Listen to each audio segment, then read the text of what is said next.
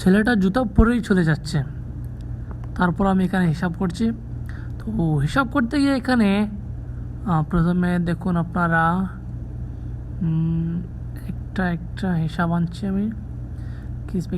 একটা, তারপর দুটো জুতা পূর্ণ করেছি, আর বাকি একটা চলে গিয়েছে, এটা হিসাব করিনি। তো সমস্যা তো আপনারা দেখছিলেনই, একটা সন্তান একটা জুতা পরে চলে গিয়েছিল। তো ওই বাবা যখন হিসাব করছিলেন তো ওটার কথা বলতে ভুলে যান, আর আমি ওটা খেয়াল করিনি। তো পরের দিন ওই বাবা এসে ফিরে ওই জুতাটা আমাদের টাকা দেন, যে আপনারা ভুলে গেছেন, আপনারা ওই জুতার হিসাব রাখেন।